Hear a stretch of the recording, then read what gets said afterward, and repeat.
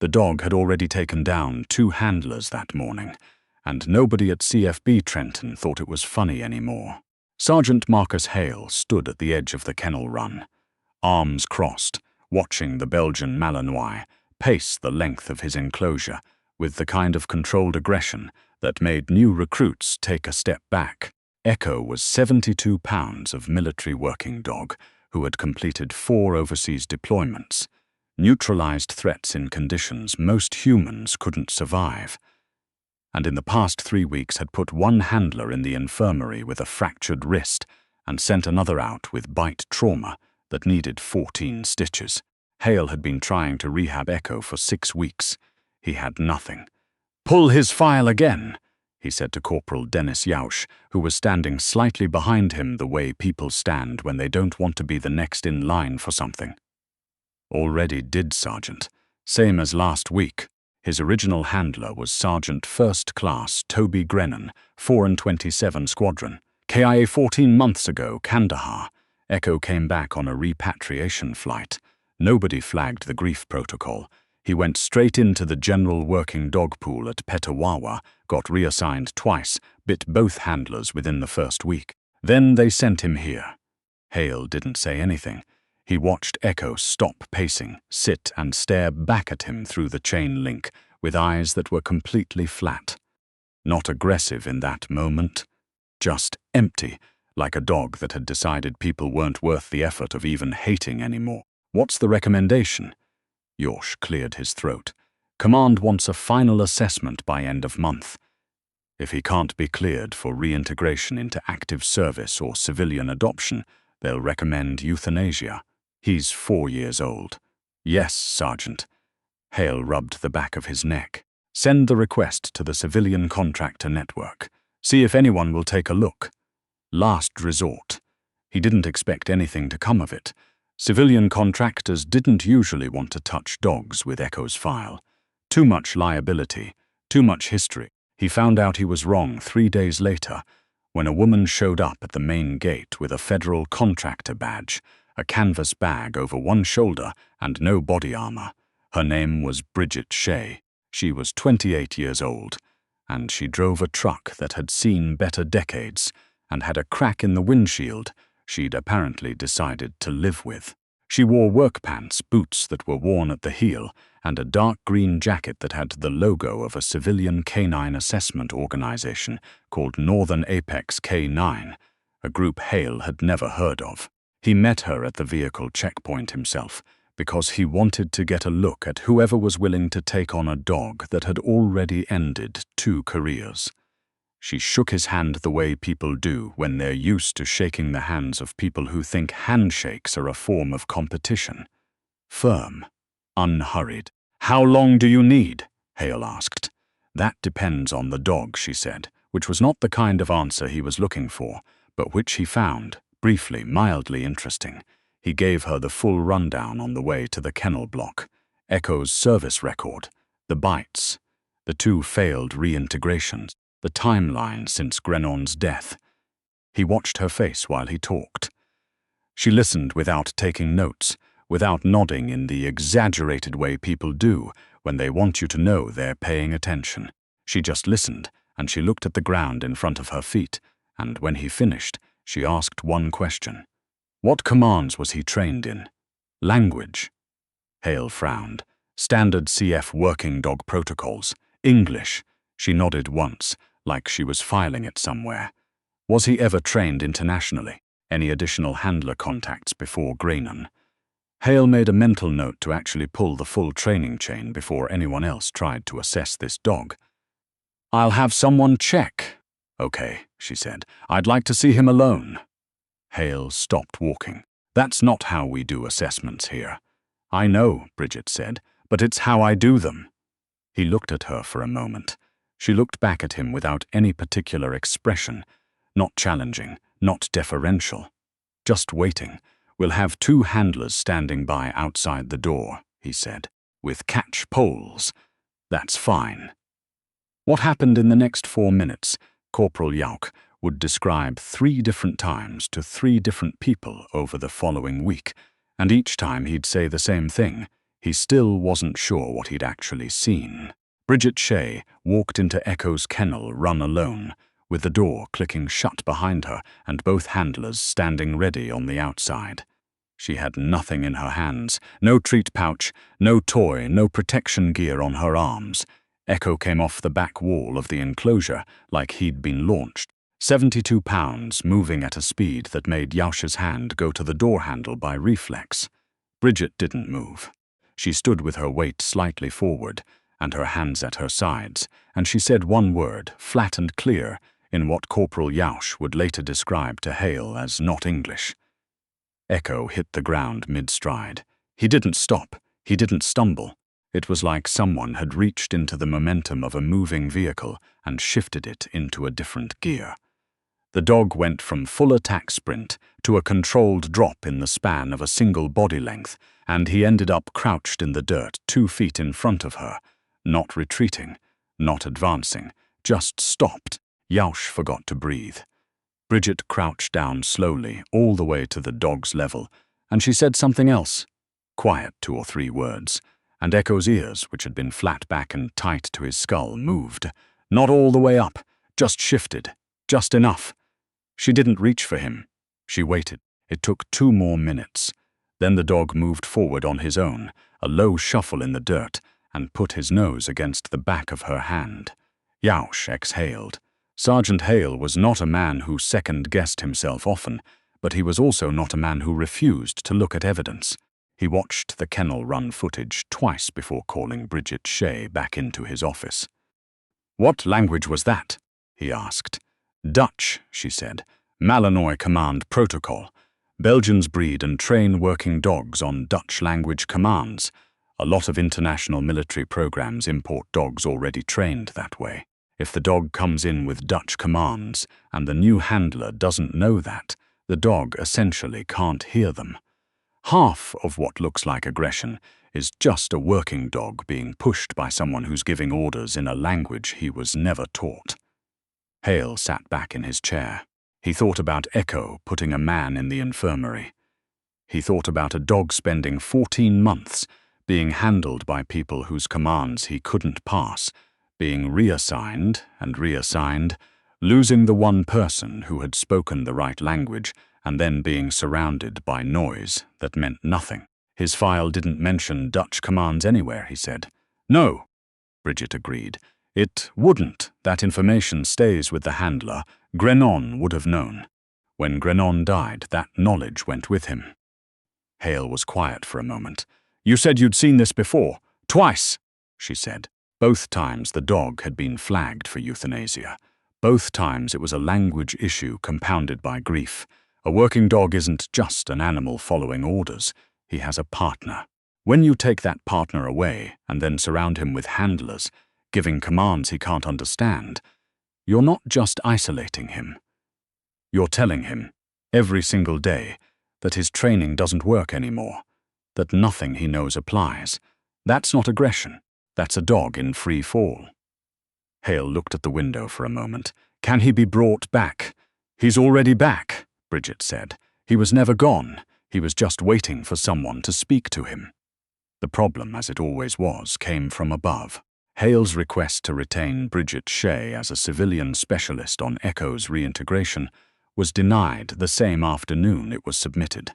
The denial came from a Captain Ellsworth, who Hale had dealt with 3 times before, and who ran canine acquisitions out of an office in Ottawa that smelled like institutional carpet and PowerPoint presentations. The official reason cited was budget allocation and a lack of recognized certification framework for Northern Apex K9 within the CF contractor system. The unofficial reason, which Hale heard through Yauch, was that Ellsworth had described the whole thing as a contractor doing a party trick. Yauch had the sense not to repeat that part directly to Bridget. She found out anyway. She was in the kennel block the next morning doing a second session with Echo. Echo, who was eating again, for the first time in 3 weeks, and who had allowed a controlled introduction to Yauch without attempting to remove any of Yauch's fingers when Captain Ellsworth arrived on base for an unscheduled inspection. He came through the kennel block with 2 junior officers behind him and stopped in the doorway when he saw Bridget working Echo through a recall pattern in the corridor. "Who authorized this?" he asked, directing the question at Yaush. "Sergeant Hale, sir. Her contractor authorization was denied. She should not be in this facility with that animal." Bridget stopped the exercise. She turned around. She was holding Echo's lead loose in one hand, and the dog was sitting at her left side, completely still, watching Ellsworth with the same flat attention he'd once used to watch Hale through the chain link. Different quality now, though. Less absent, more present. Ellsworth looked at Echo the way people look at things they've already written off. Then he looked at Bridget. "Ma'am, I'm going to need you to secure that animal and exit the facility." "He's secure," Bridget said. "He's a Category 1 risk animal with a documented history of—" "He's a working dog whose commands you don't speak," Bridget said, "who has been reacting to mishandling, not malfunction. He's been assessed, and he's responding to correct protocol. The behavior flagged in his file is not pathological aggression." Ellsworth's expression shifted in the way. Expressions shift when the person wearing them has decided the conversation is over. "I'm not interested in your assessment. I'm interested in compliance. Secure the animal and exit." One of the junior officers behind him shifted his weight. Yaush had gone very still by the wall. Bridget said, in a completely even voice, "With respect, Captain, if you euthanize this dog, you're destroying a fully functional military working dog, whose entire service career has been misread because of a documentation failure that happened when his handler was killed in theater. That's the record I'll be filing with Northern Apex and with the CF Ombudsman Office." Ellsworth looked at her for a long moment. "Your organization," he said, "has no standing in this facility." "No," Bridget agreed, "but the Ombudsman does." The corridor was very quiet. Echo sat beside her and didn't move. The call that changed things didn't come through Hale's chain of command. It came through a retired warrant officer named Carl Bedard, who ran the Canadian Military Working Dog Alumni Network out of his living room in Petawawa, and who had been following Echo's file from a distance since the repatriation. Bedard had served with Toby Grenon's father. He made 3 calls in 48 hours. Two of them were to people whose names Hale never learned, and one of them was to a Colonel Whitmore at Kingston, who apparently owed Bedard something from 1997 that nobody was going to explain on record. By Thursday afternoon, Bridget Shea's contractor status had been reinstated under a different budget code. Captain Ellsworth had been redirected to a procurement meeting in Ottawa that would occupy most of his next 3 weeks. And Hale had a handwritten note on his desk that said, in Bedard's very particular penmanship, "The dog comes first, always has." Hale taped it to the edge of his monitor. The formal reintegration assessment took 3 weeks. Bridget came to the base every morning at 6 and left after dark, and in that time she did things that Hale watched and mostly couldn't explain, and eventually stopped trying to. She didn't train Echo, that was the thing. She didn't introduce new commands or new patterns or new protocols. She worked backwards through what he already knew, finding the edges of it, shoring up the places where mishandling had put cracks in his confidence. She talked to him while she worked, not constantly, not in the performative way trainers sometimes do, but in the running quiet way someone talks to a partner while they're working side by side, and the work itself is the main thing. Echo started initiating contact. That was the milestone Hale had been told to watch for. A dog who'd been isolating and attacking for 14 months started walking to the kennel door when he heard Bridget's truck in the lot. Started waiting. Started doing the thing working dogs do when they've found their footing. That specific attentiveness, ears forward, body-oriented, ready, Yaush said. One morning, that Echo looked like a different dog. Bridget said, without looking up from the lead she was adjusting, "He's the same dog. He just knows where he is again." The formal assessment was attended by Hale Yaush, a base veterinarian named Dr. Karine Ibarra, and unannounced until 20 minutes before. Colonel Whitmore himself, who drove down from Kingston and stood at the back of the observation room with the particular stillness of someone who's already made up his mind and is there to confirm it. Echo ran the full working dog protocol: obedience, tracking, controlled aggression response, handler recall, deployment simulation. He ran it clean, not good enough clean. Excellent. The kind of performance that put a number next to the dog, that was worth significant money, and a year of training and 4 successful deployments, and reminded everyone watching exactly what they'd been about to throw away. When it was done, Bridget brought Echo to heel and stood at the center of the assessment area. Echo sat at her left. She didn't look at anyone in particular. She didn't look satisfied or triumphant. She looked like someone who was done with one part of something and already thinking about what came next. Colonel Whitmore walked forward from the back of the room. He stopped a few feet away and looked at the dog for a moment, then at Bridget. "What's his prognosis for reintegration with a new handler?" he asked. "Strong," she said, "with conditions. The new handler needs to be trained in Dutch commands before the first contact session. That's non-negotiable. The handover needs to be gradual, minimum 2 weeks parallel handling before full transfer. And someone needs to update the documentation protocols so this doesn't happen again when a handler goes down." Whitmore nodded slowly. He looked like a man doing arithmetic that was coming out better than he'd expected. "The documentation failure. 14 months, Bridget said. He spent 14 months being misread because the chain of information died with his handler. He's not the only one. There are dogs in the system right now in the same situation. If the command language isn't codified somewhere separate from the handler's individual records, every time you lose a handler in theater, you risk losing the dog too." The room was quiet for a moment. "Put it in writing," Whitmore said. "Full recommendation. Addressed to my office." "I already did," Bridget said. "I sent it to your administrative email on Tuesday." Someone behind Hale made a sound that might have been a laugh, converted very quickly into a cough. Whitmore looked at her for another second. Then something in his face relaxed, just slightly, the way faces do when a person has been holding a judgment in suspension and has finally decided to set it down. "Good work, Miss Shea," he said. He reached out his hand. She shook it the same way she'd shaken Hale's 3 weeks ago at the vehicle checkpoint. Firm, unhurried. Echo was transferred to a new free handler 6 weeks later. His name was Corporal James Fitt, 26 years old, who'd specifically requested a reintegration case because he'd worked with a dog that had a rough transition before and understood the patience it required. Bridget spent 2 weeks working alongside him before she handed over the lead for the first time. She stood at the edge of the training yard and watched. Fitt gave the recall command in Dutch, slightly accented, slightly careful, the way someone sounds in a language they've worked hard to learn and are still building confidence in, and Echo came. Clean and straight, tucked tight to Fitt's left leg, sat when Fitt stopped and looked up at him with that particular working dog attention that means, "I'm here. What's next?"